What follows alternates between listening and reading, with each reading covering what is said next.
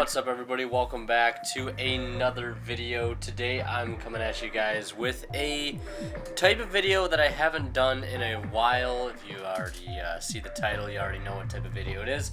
But basically, in the past, I did an in-depth guide to mermails, and I think this was mid-2018. If I remember, I'll have it annotated at the end of the video during the last 20 seconds. It should be a clickable thing on the screen. If you want to check that out, if you're interested, feel free to. But since I know this deck pretty well, Photon Galaxy, as you can tell by all the cards I've laid out here, I have prepared to you guys today a in-depth guide to the Galaxy. In-depth guide to Photon Galaxy.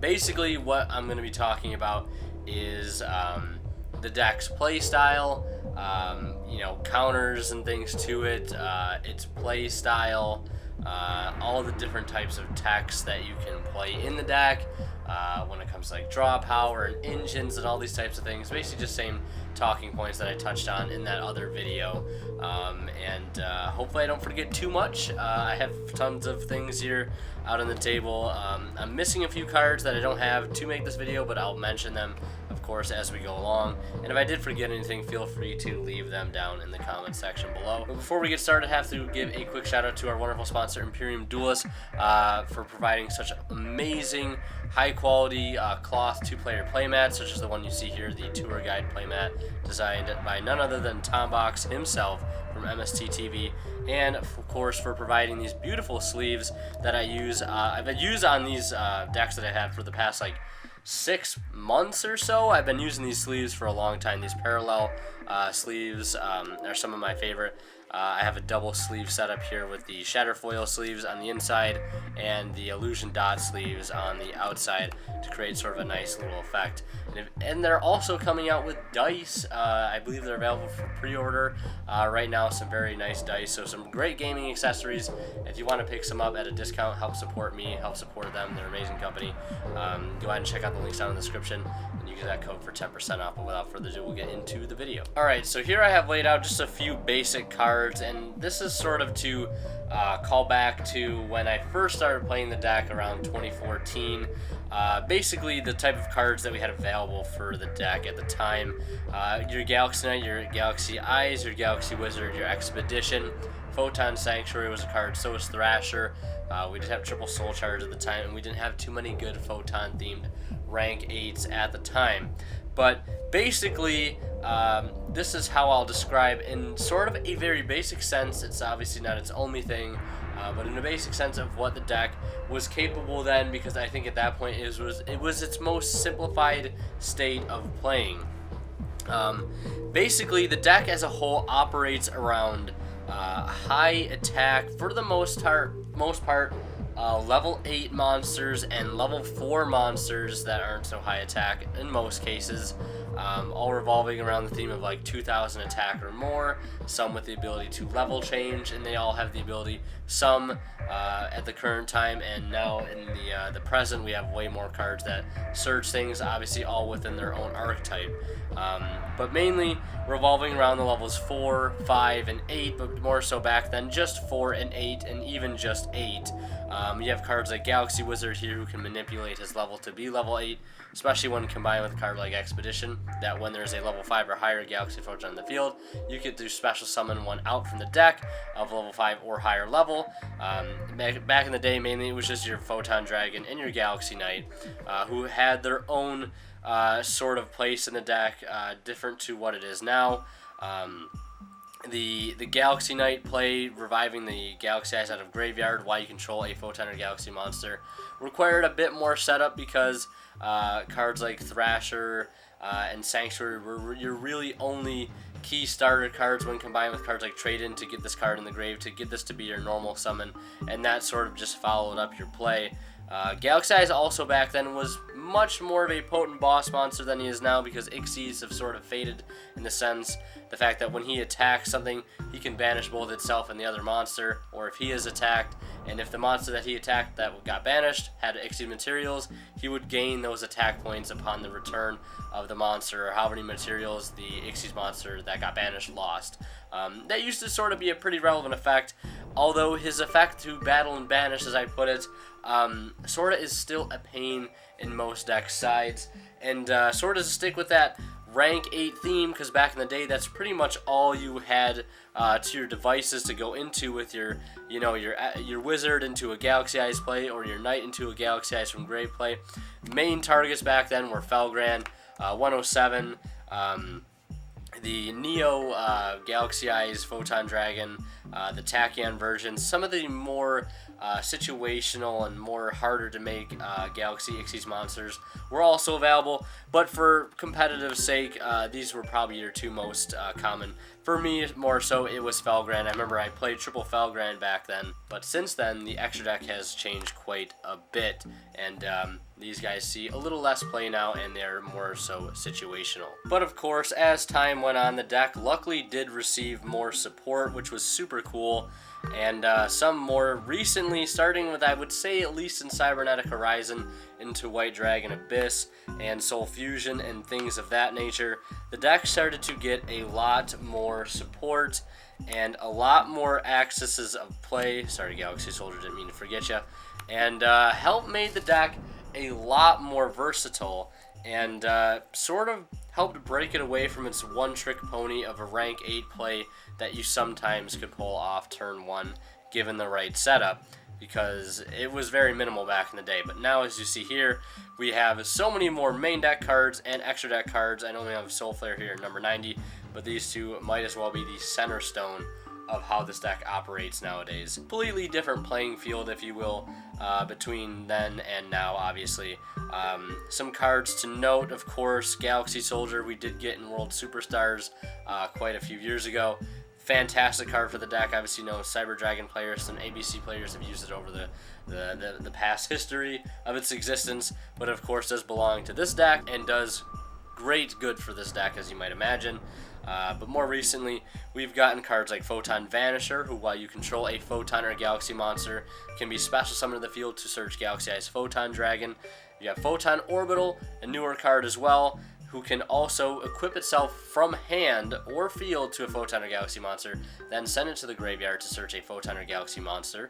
And he also gives the monster's equipped to 500 attack, and it cannot be destroyed by battle. Cards like Galaxy Cleric, who are a little bit more situational, not my favorite, but a very viable option nonetheless. He can equip to a Galaxy Photon or Galaxy Xyz monster you control, and attach it as material, sort of like a whiptail, if you will.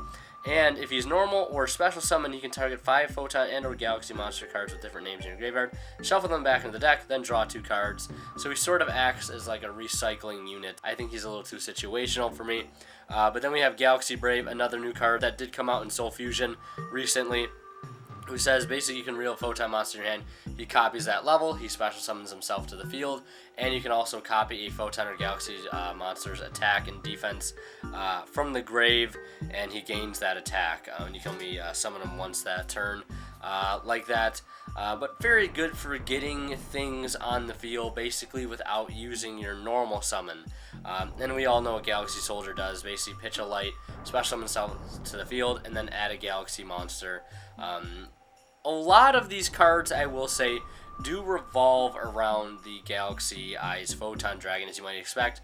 The Knight brings out the Dragon, and the Knight can be normal summon without Tribute, and which is why the normal summon is so important in this deck. You can be normal summon without Tribute while you control a Photon or Galaxy monster to revive him from the grave in defense position, and then his attack drops by 1,000 until the end of the turn, regardless if Galaxy Eyes gets brought out or not. So you could see how good some graveyard manipulation by dumping this card to the grave would be when combined with cards like Thrasher or Photon Sanctuary, which we'll get to in a minute. I want to talk about the monster support first, then we'll move into spells and traps and things like that. But Galaxy Knight, obviously can only get that effect to revive him if you already have something on the field, sort of a pre-consisting thing for it, allow him to meet that condition and bring that card out, which is a very, very powerful play, which is why I cherish, and most people should cherish when they play this deck, the normal summon of Galaxy Knight in most cases, and sort of do all of your other playing via discarding and special summoning and searching to be able to set up that play and to build a better board for it. That's why you have cards like Brave that can summon himself without using a normal. Vanisher and Thrasher, who go hand in hand in my opinion. We will be having Advancer soon. We unfortunately won't make it into this video, but if you want to look up a Photon Advancer, you can just Google him, or I'll put a picture of him up on the screen. They sort of fall in the same family together, getting themselves on the field to create the space for Knight, if you will, getting resources to hand, etc., etc. Orbital, same thing. Relies on like things already being on the field for you to use. And Galaxy Wizard is one of those other cards who does take up a normal summon, but he can modify his level. So in other words, he's sort of a alternative to that play, not nearly as good, especially when combined with cards like Expedition. He can be very good in sort of replacing that play for a turn, or he can be used to follow up to search for resources. Because he can tribute himself to add a Galaxy card from deck to hand. Now, it is important to keep in mind the difference between Photon and Galaxy monsters. Galaxy-sized Photon Dragon being a mix of the both, but some only search Galaxy, some search Photon or Galaxy. Soldier and Wizard being the ones that only search Galaxies. Photon Orb will search Photon and Galaxy. He searches Photon or Galaxy, I suppose. Number 90 can also search Photon or Galaxy during your opponent's turn, which is nice. Soul Flare Dragon, add back resources on summon. Getting things to the hand, allowing all these plays to be set up. The Disruption, the Negation, the Prevention from Destruction from number 90, while he has a Photon material underneath him. Just a great pool of monster cards that the deck has received over the years that allow the deck to be so much more versatile than it was back in the day. So these are your basic familiar family of Galaxy Photon cards. At the moment, obviously you have cards like 107 that are Galaxy related. You have the Ixie's Change package, which people have come to know, the Full Armor and the Cypher Dragon. We have your Galaxy Eyes Cypher Dragon, the number 62 Prime Photon Dragon. The list goes on. You have number 38, Hope Harbinger, Dragon Titanic Galaxy, who I will consider for this video a Photon or Galaxy monster just because he has Galaxy in his name, and the Starleash Photon Blast Dragon, which is a rank 4, surprisingly enough. No Galaxy or Photon rank 5 yet. I really hope we get one. I know there's Galaxy Dragon. It's a rank 4 that requires 2 dragons to make 2 level 4 dragons. I won't include him in this video because he's pretty garbage and shouldn't be looked at when considering a build of Photon Galaxy. But Starleash Photon Dragon, one of the newest and best rank 4s the deck has, requiring just 2 monsters, very generic monster to make. But tons of versatility in the extra deck when it comes from removal, taking control of opponents' monsters with Cypher Blade Dragon, beating over things with number 62, protection, negation, more protection and negation of a different kind through spells, disruption through monster destruction during opponent's turn. You name it, this deck has tons of versatility when being able to go into the extra deck, and sort of always has. And of course it has things that are out of family, like Divine Dragon Knight Felgran. I have him here, let me pull him out. Pleiades, because the deck can make rank 5, and I don't have my Cyber Dragon Infinity at the moment. I'm lending it to a friend currently. You know, Cyber Dragon Infinity, things like that. I'm forgetting him, I know, but I'm mentioning him. I don't have the physical card here. I apologize for that. But obviously Cyber Dragon Infinity, another thing when keeping in mind of extra deck utility. Basically any rank 5 the deck can make pretty easily with a card like Galaxy Soldier and Expedition and all these things. But we still don't have a Photon or Galaxy rank 5, which would be really nice, and I hope we do get that because I think that would be a huge help out to the deck. But yeah, that's basically all the main core monsters for the deck, and extra deck and some out of family extra deck cards. I will talk about real quick before we go into spells, some of the out of family main deck monsters, and mainly for me at the moment, the only other thing I really consider being viable for other out-of-family main deck monsters would be the Mech Knight engine. Obviously, they fit in for 2 reasons. They're lights, they're level 8s, they get to the field without being normal summoned, and they have pretty good utility when it comes to searching themselves out. Sort of adds a nice consistency factor. They don't do a whole lot to hurt the deck, but in my opinion, they do what the deck already does well on its own. But if you're looking for a bit of variety in your build, or you want to try something new, the Mech Knight engine is a great place to look, and I'm sure you've seen this around on the internet. Some people playing Cyber Dragon packages in the deck as well. Hand traps, light hand traps that can be used for Galaxy Soldier, such as Ogre and Valor and things of these nature. So that's sort of what I'll put there as sort of just monsters. This is a little secret tech of mine, is Phosphorus the Elemental Lord. You can be special summon when you have exactly 5 lights in your grave. It's a little spicy tech I used to play, but I wouldn't recommend it. If you wanted to impress some people, though, with some Photon Galaxy skill, you could set this up turn 1 if you open it. But if you open it, I guess. You know. So there's that card, a little secret tech. Because I do want to include pretty much everything I can think of when it comes to tech cards. Oh, one other card I forgot to mention for the extra deck is Hippo Shinogen. Generic, Link 2 Light, adds back a light, boosts your lights. Came out in Cybernetic Horizon. Very, very good card for the deck. But I think he still has his place. I might go back to playing him. I'm currently not. I'm running 3 Soul Flare in my extra deck because I think that's alright. But he does have his merits for sure. And real quick before I want to move on any further is I want to talk about the importance of Soul Flare in number 90. Mainly because, yes, they are the newest supports when it comes to extra decks and extra deck monsters in Photon Galaxy. But I want to talk about mainly what they can do for the deck. Soul Flare being a Link 2, requiring 2 light monsters, including one with 2,000 or more attack. Again, there's that 2,000 attack relationship we'll get to in the future. And we have number 90, who is just a generic rank 8. Soul Flare Dragon on summon, on Link summon, you can add back a Photon or Galaxy monster from your grave to your hand, which is amazing because the deck does have an ability to sort of empty its hand and load all of its resources into the graveyard, and this helps you recover for next turn. And he also has the ability to be able to discard Galaxy-Sized Photon Dragon or 2 Galaxy and or Photon cards to destroy a special summon monster your opponent controls during their main phase. So it does have that. It can just clear a special summon monster by discarding a card or 2, and helps have disruption during your opponent's turn, which the deck has sort of lacked since Link format began, I should say. And then we have number 90, who's sort of the star of the show. He can search during your opponent's turn when they activate an effect, or sort of do anything. You can just chain to search, chain to a draw phase, chain to a normal summon, or whatever, to search the deck for a Photon or Galaxy card, which literally searches anything. We thought Galaxy Wizard was great. You could search any Galaxy card.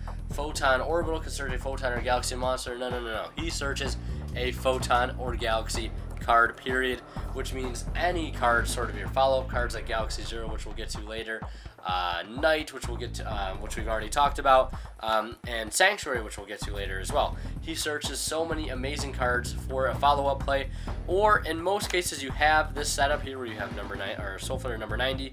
If you don't have the materials in hand to discard for him, you can just use him to search out Galaxy Eyes, and you're all set. And you also have a negation right there, and if there's a Photon card underneath him, he can't be destroyed by card effect. And I know there's so many things. If he does negate a monster, if the material detached was a Galaxy, the card does get destroyed, which sounds kind of bad, but in most cases, 99% of the time, you're going to have a Galaxy card underneath to detach, mainly Knight and Galaxy Eyes underneath, so you're all set. Even if you detach the Knight, still can't be destroyed by a battle or card effect. Just all around, or can't be destroyed by card effect, my bad. But it has 3k defense, 2500 attack, most cases coming out in defense. 2 cornerstones of the extra deck I will mention before we move on. I just wanted to get that out of the way, so I'm not really leaving any stone unturned. Now we'll go ahead and look into the spells for the deck. Some spells newer and older than others. These are basic support spells for the deck. There are other spells that the deck has that I'm aware of, but I think when considering this deck, you have to look no further than Photon Sanctuary, Galaxy Trance, Accel Light, and Galaxy Zero. I also forgot the other card. Where is it? Here it is, Galaxy Expedition.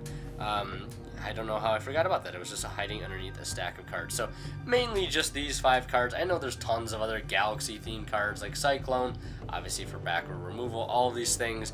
But I would look no further really than these 5 cards right here, because they, in my opinion, are the cream of the crop when it comes to Photon Galaxy spell support.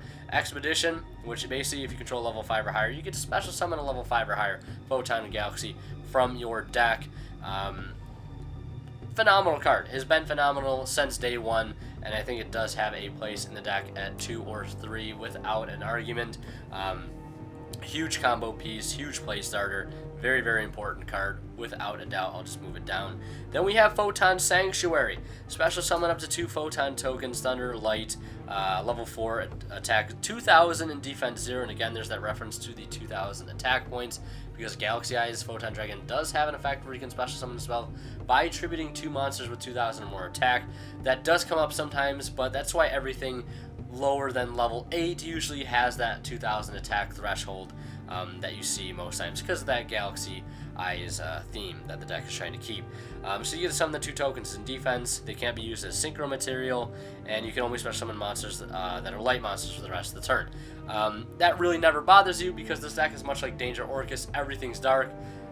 You have stipulations in the deck itself that give you the only option to only summon dark monsters, so you sort of don't have any chance, but that doesn't mean you're not going to play them, and the hope is to play other non-dark monsters. Same thing applies here. Everything in that realm of light monsters the deck has to work with is fine. There's nothing really else that isn't light that you'd really want to work with. There are some exceptions of Link 4s like Borreload and Borrelsword, because the deck can Link climb, and Links have become more prevalent for this deck as time has gone on, so I should mention that. But Photon Sanctuary, huge card, because it not only does it allow you to do so many things, the most important be to link into Soulflare, one of our newest cards. You have the ability to get a Photon or Galaxy monster on the field without using your normal summon, to use cards like Vanisher and Orbital and Knight and all of these fantastic things. The ability for tribute fodder, so many fantastic things this card enables, and I think it again is a must-have in the deck. Then we have Galaxy Trans Center Stage. This is a newer card, came out in Soul Fusion. It says pay 2,000 life points and target a Photon monster in your graveyard. You special summon it and 1 Galaxy monster from your deck that both have the same level. They hit the field, their attacks both become 2,000, and they both have 2,000 defense, I believe. Or no, it's just 2,000 attack. Again, there's that 2,000 attack theme that we mentioned earlier. And you can only normal or special summon monsters in the turn. You activate this card, except Photon or Galaxy monsters. So you get restricted to only summoning in that family of Photon Galaxy, which is fine, because this card is busted for the deck. You just get to basically summon a rank 8 for free. Not really for free, but the 2,000 life point cost isn't too big of a deal in most cases, because you're going to get out a number 90, you're going to get out a Felgran, a 107, depending on the matchup. Really fantastic card. One of the cards I was kind of hoping we'd get for a very, very long time. Just the ability to recur out a level 8 from grave and then a level 8 from deck, or 4. It's just fantastic. It's such a great card. I'm really happy that a card like this exists in the archetype, because it just does a lot of work for the deck. Then we have a Cell Light. I personally do not agree with this card, but it is a card that I've played plenty of copies in the past. I do like this card. It basically says, if you control no monster, special summon a level 4 or lower Photon or Galaxy monster from your deck. You can only activate 1 a turn. So right now that seems great. You get to special summon a level 4 or lower. You're probably thinking Galaxy Wizard. Or maybe Orbital, right? You can summon those out just for free. You just get to summon them out. But that is 90% of what the card does. Basically, you cannot normal summon or set the turn you use this card, which provides a couple obstacles. It basically removes your ability to use one of the most important and most powerful cards in the entire deck, which is Galaxy Knight. However, there are some play styles of this deck that operate more around less reliance around Galaxy Knight and have a different play style. I've tried it in the past. I did not agree with it. I still to this day do not agree with it. But again, if you were looking into other options or wanted to have every option laid out in front of you, this is something to consider. I will say that. Definitely give it a shot. See how you like it. It does have its merits. Do not get me wrong. I am not saying I hate this card. This card does great things. It does allow you to get out cards like Wizard to search, Orbital to search. And it does really good stuff for the deck. I'm not going to sit here and say that it doesn't do good things. It definitely does. You just have to sort of know what you will get from this card and what you won't get from this card, and that's sort of where I'll leave it at. And then last but not least, we have Galaxy Zero, the remainder of basically the big five when it comes to spell and trap or spell support for Photon Galaxy. Basically, it's sort of a premature burial. It's an equipped spell, as you can see. Target a Photon or Galaxy monster in your graveyard, special summon it in face-up attack position, and equip it with this card. It cannot attack or activate its effects. If it will be destroyed during the battle phase, you can destroy this card instead, and when this card leaves the field, the equipped monster's attack becomes 0. You can only activate one Galaxy Zero per turn. So this card does a couple of things other than just bringing back a monster, which is great, right? It gets a card on the field for you to use cards like Galaxy Knight and Vanisher and Orbital. It also can get you a card like this guy on the field, perhaps. You can bring him back from the grave, which can allow you to go into him. And that could also allow you to go into, I don't know, maybe Galaxy Cypherblade Dragon, allow you to destroy 2 cards, just get yourself back on the game, back on the board like that with just 1 card. You've cleared 2 cards with it. You could use it to link it to Soul Flare. There's so many things you can do with it. You can use it to allow a Galaxy Knight play to go off, to complete a rank 8, maybe with just a normal summon of a wizard if you don't have anything else, an expedition target. It does so many things, but it is situational and it is searchable by a lot of things, mainly just your number 90. So all around fantastic card, Galaxy Zero is. Also, one other card I forgot to mention for spells is Photon Hand. I don't have the card. It's a pretty unique card. I'll put it up on the screen. You could play it. I personally not a fan, but it is an option nonetheless. So next I wanted to talk about some out-of-family spell support for the deck. We just talked about basically the big 5 for the main deck when it comes to their support cards for Photon and Galaxy. But next we have sort of generic stuff, non-Photon Galaxy related stuff for the deck. Trade-in obviously being a no-brainer. The Mech Knight engine, you know, you have other engines that you can play in here, Guardian of Order, a card I forgot to mention earlier. Galaxy Eyes himself, Galaxy Knight, Galaxy Brave, all level 8 targets.